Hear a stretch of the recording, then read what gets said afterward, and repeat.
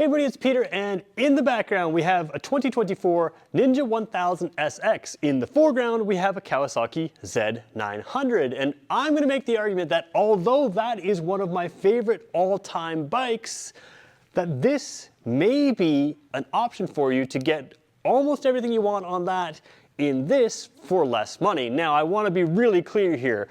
Spec sheet for spec sheet, that is a far superior bike. But when we talk about seat of your pants enjoyment, this might be a bike you can get into earlier, and here in New Brunswick and other parts of Canada, this bike costs more to insure. It's on a little bit higher insurance rating, so if you're a new rider, you definitely won't be able to ride that. But even if you're an experienced rider, it is going to cost you a little bit more to insure, so you can save on purchase price and on insurance by getting this bike. Now, it may not be right for you, and at the end of this video, we're going to really clarify which bike is best for you, but you may want to consider this bike instead of that bike if you want to save a little bit of coin, and that's what we're going to talk about here at Jim Gilbert's Power Sports, Jim Gilbert's Wheels and Deals. This is the #1 volume Kawasaki dealer in the country, and that country is Canada.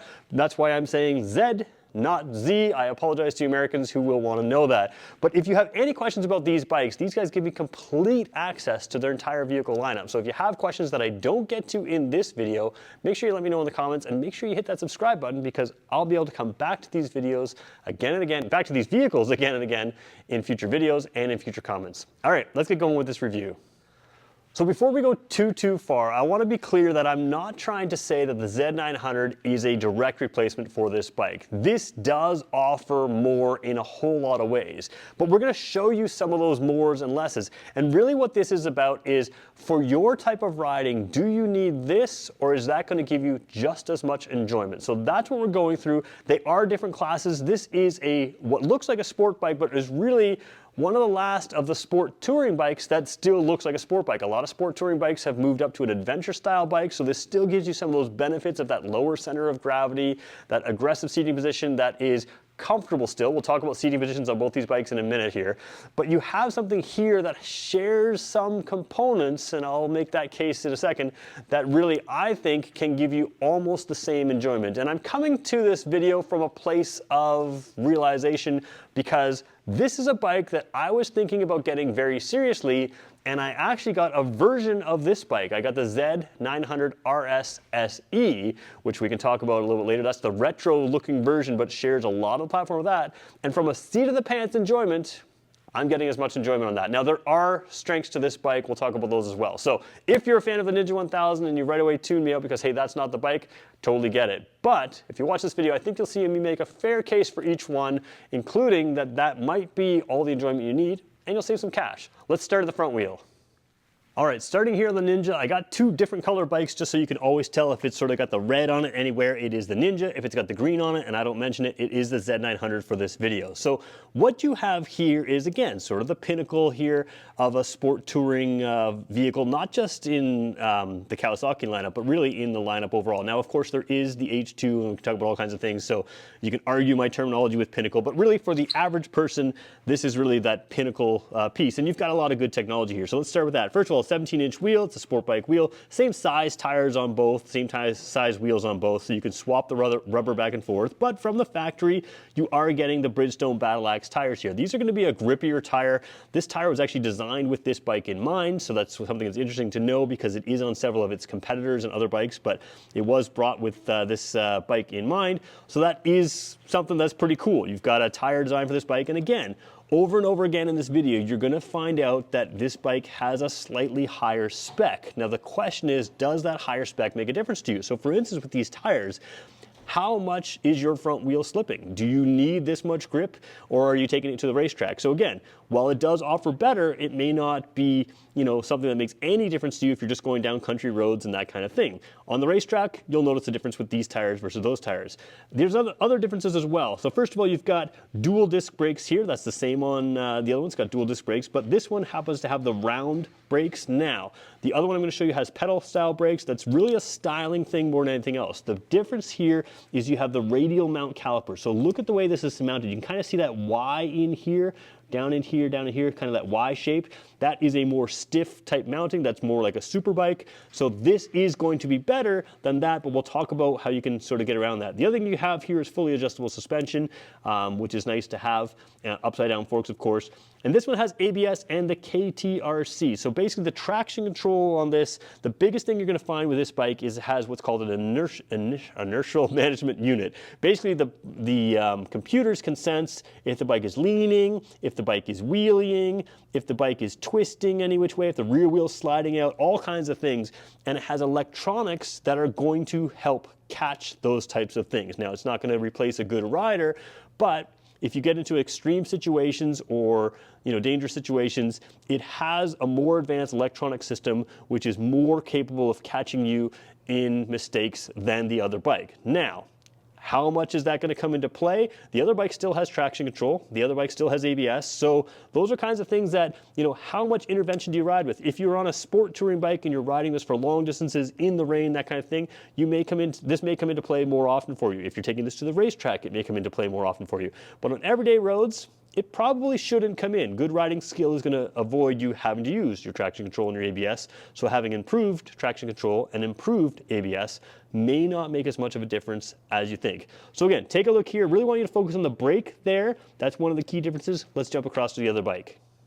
All right, take a look at the Z900. Again, a little bit less grippy tires, fairly durable tires, still not non-grippy tires. These are still good. They are the Dunlop, I believe they're the Road Sport 2 tires. So again, not bottom end tires, so quality grip. And again, anything you need for the road, this should be all you need. Now this one does have the pedal style rotor. So what that means is there's a little style difference. We used to talk about how this is extra, helps with cooling.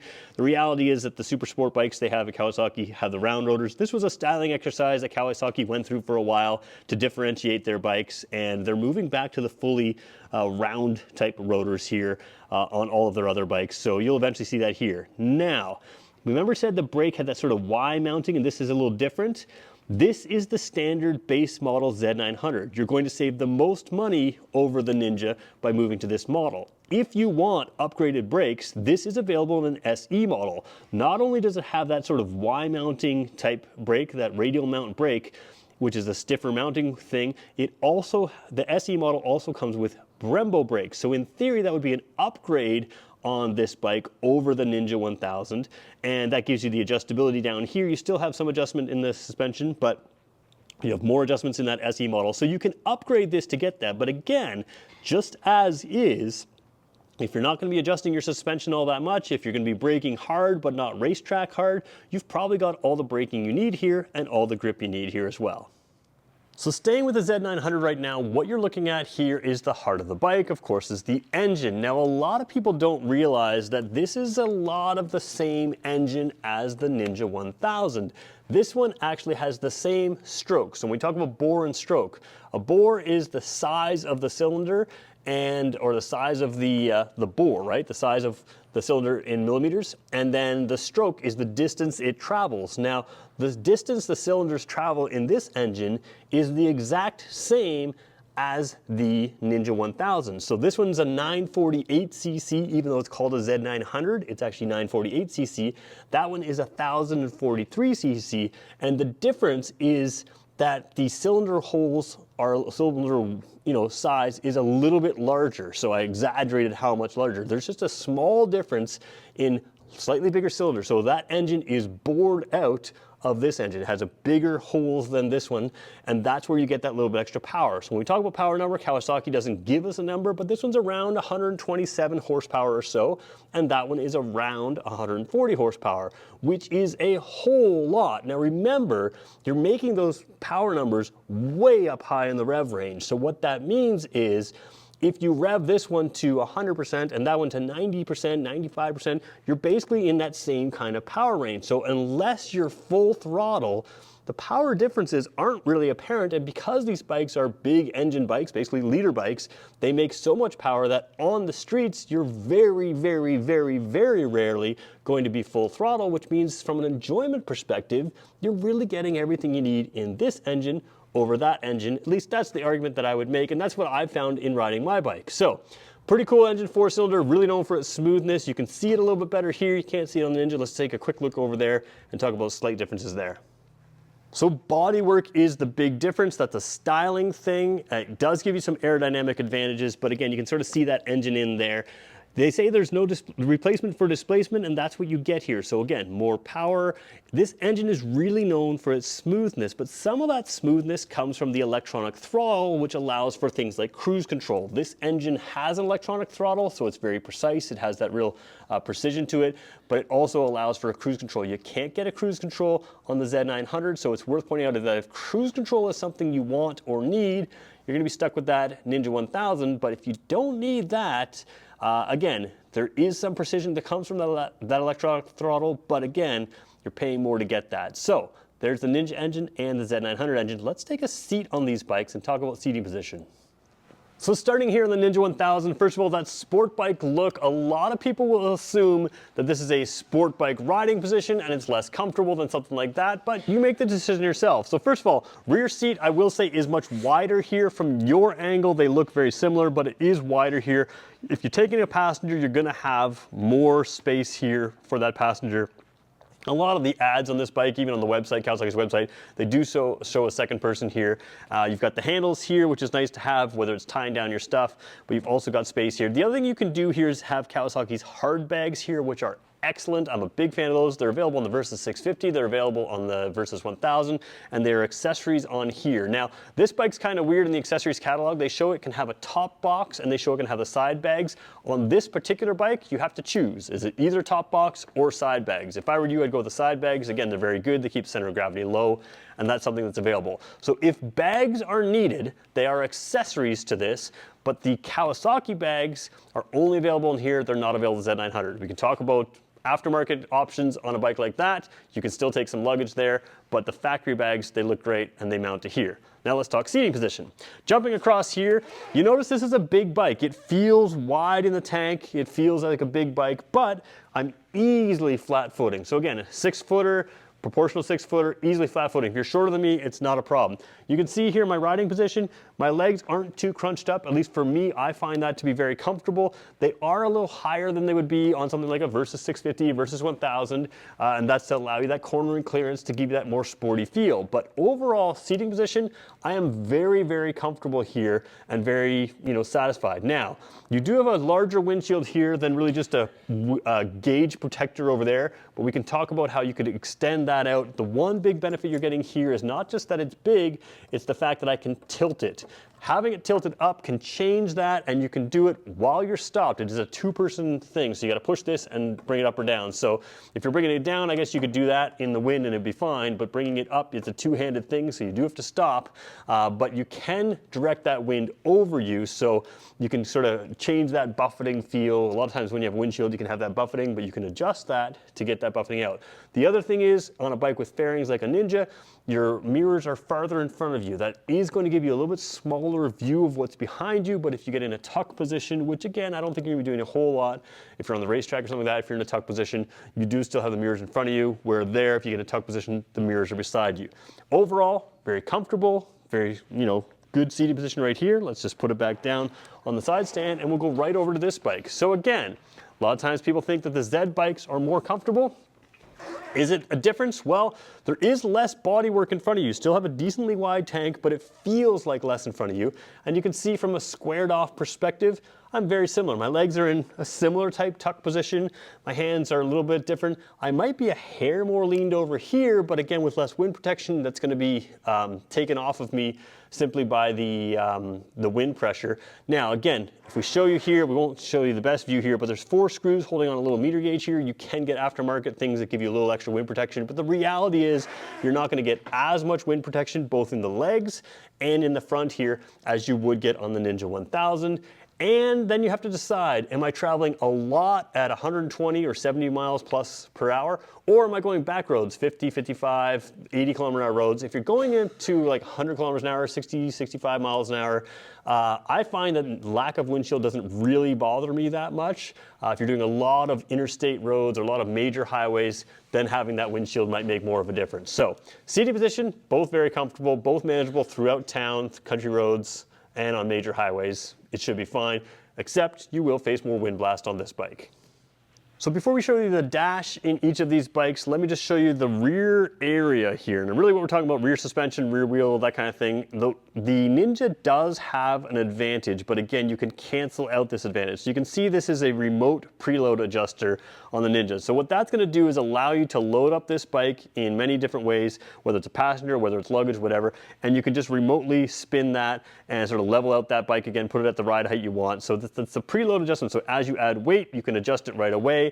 The Z900 does not have that in the base model, but it does have an option. We'll talk about that when we get there. The other thing I want to point out is your rear wheel. Again, we talked about the better tires, but the rear tire here is a 190 series, so it is a wider tire by a centimeter. 190 is a very big tire. You have a 180 on the Z900. Let's just take a quick look at that for a second.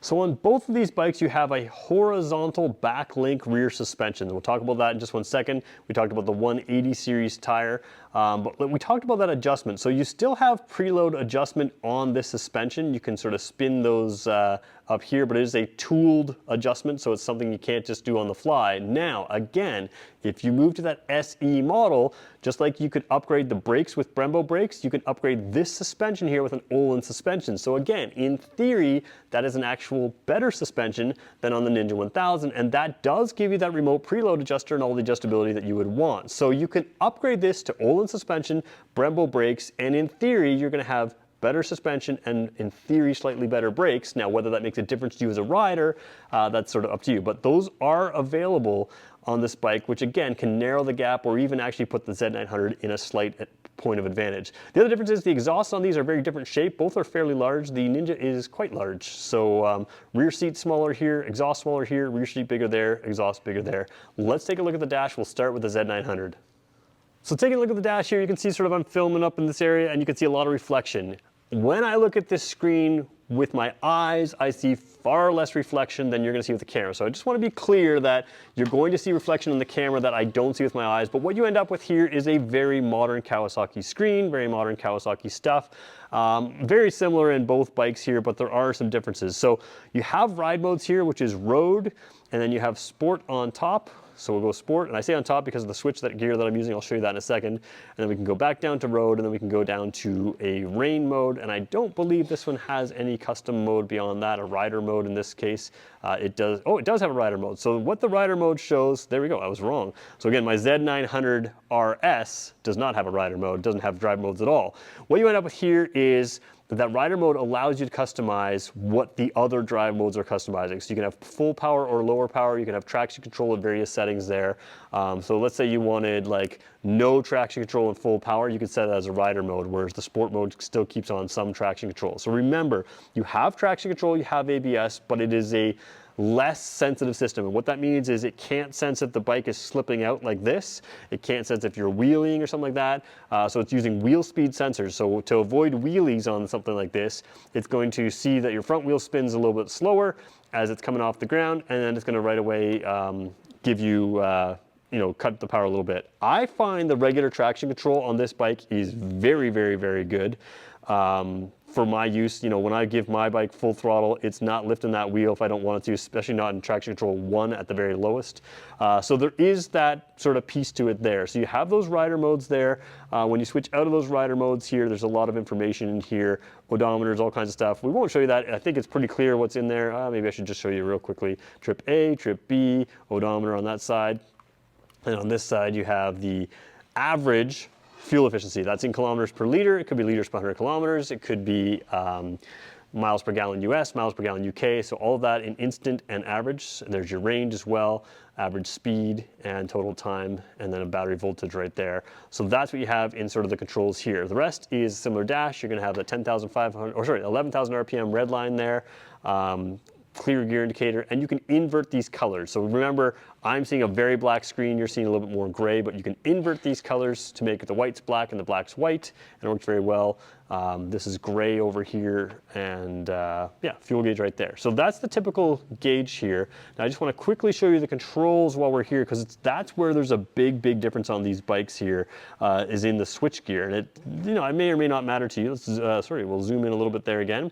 So there is a little trigger over here that's sort of the flash to pass with your high beams. It sort of spring loads out, so if I press it in, it'll keep the high beam on. But if you want to lock that high beam on, that's what you do. Then you have signals, horn, and four-way flashers or hazard lights right there. This is what I was using to move through the odometer and the fuel efficiency, that kind of thing. When I hold this down, it'll move from rain mode to rider mode to sport mode, and then hold it down, it'll go backwards through those down to the rider mode as well. So it'll go through those modes by holding this down, and then the select button is what changes your traction control. Now remember, on this bike you're not changing your traction control as much, because you can simply just switch the rider modes in there. But that's what you've got over there. The other side is a kill switch and a start switch, and that's it. Adjustable levers here. I don't know if you can see that there. Actually you can't, so we'll pull out a little bit. There's adjustable brake levers here, or clutch lever and brake lever on this bike as well. So let's move to the Ninja and look at some of the differences.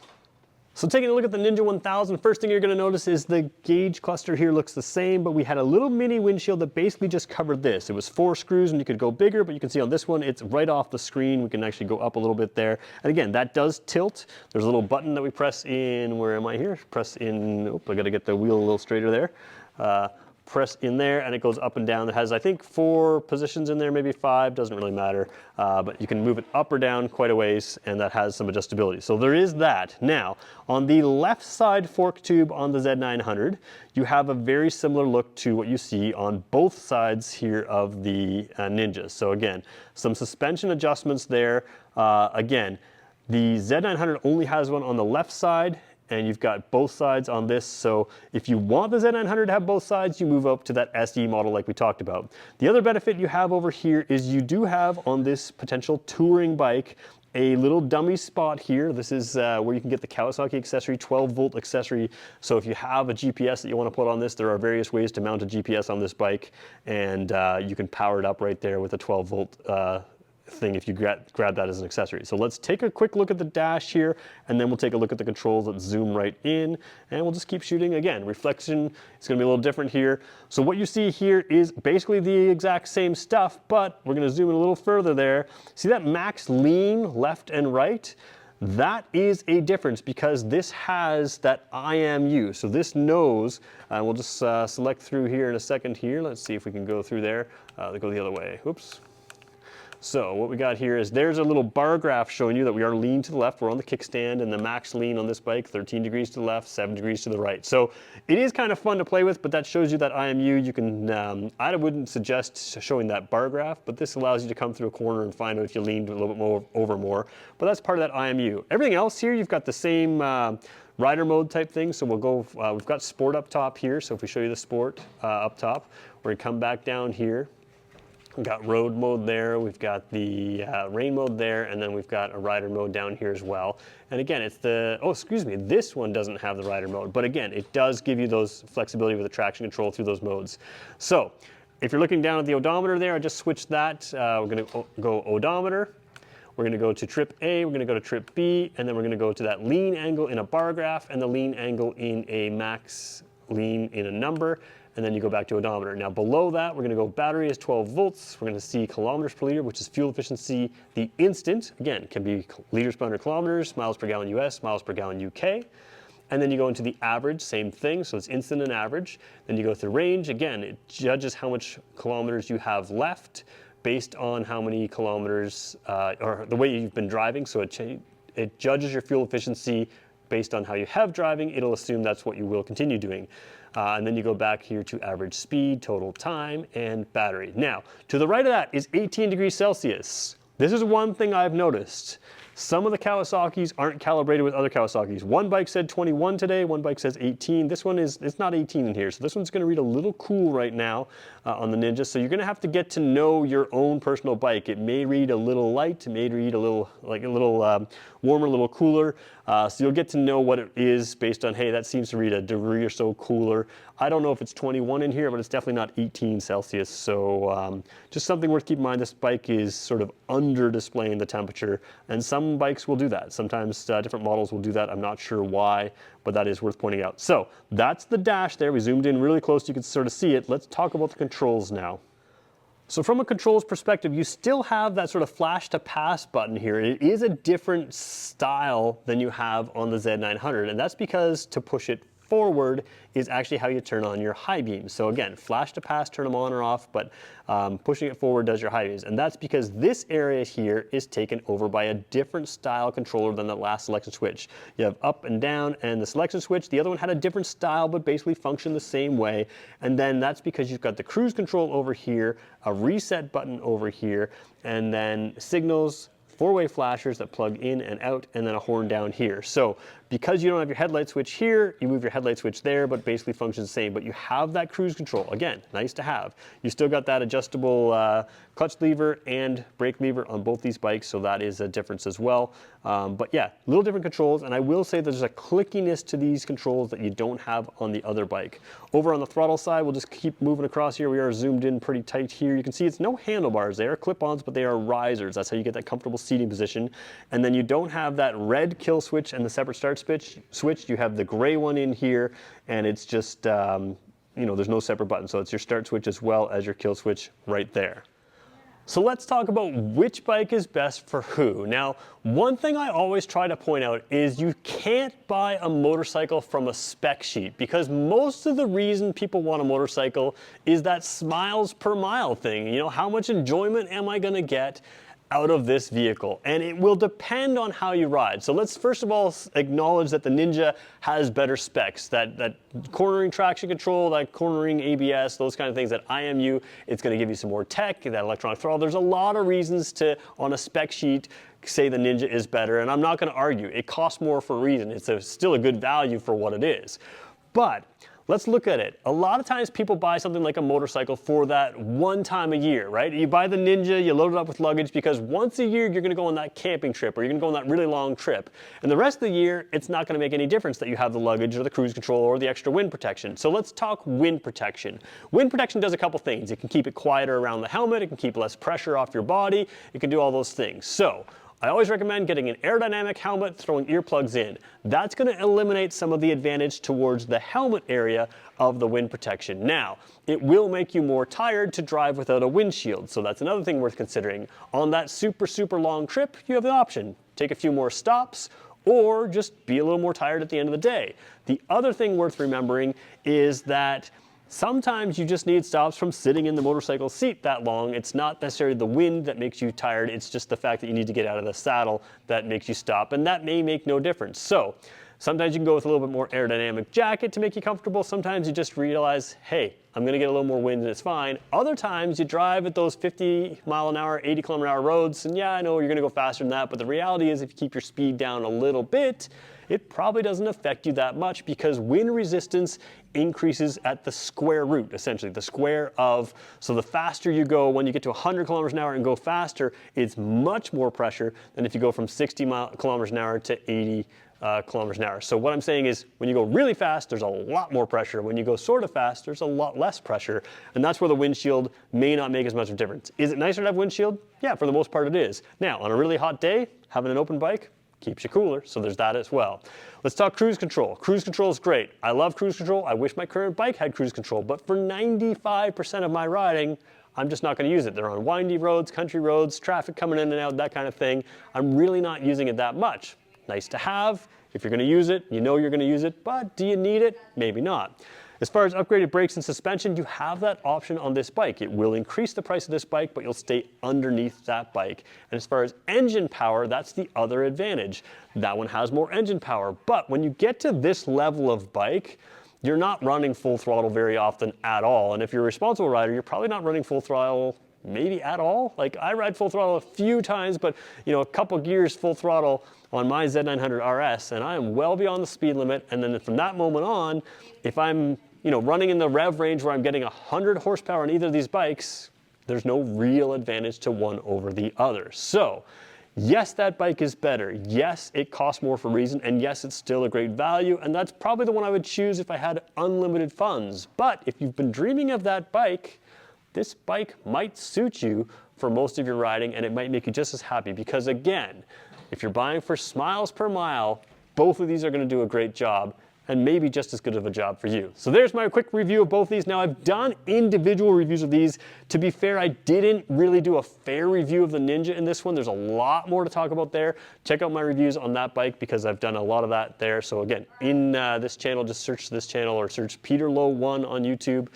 Peter Lowe ONE, and search Ninja 1000. You'll see all the videos I've done that. I've done a few of them. Same thing with this one. I've done a few videos there. Check it out. If you made it this far, do me a favor, give the video a like, maybe write a comment, something like that. And again, thank Jim Gilbert's Wheels and Deals for allowing me to do these bikes, to put them on video for you.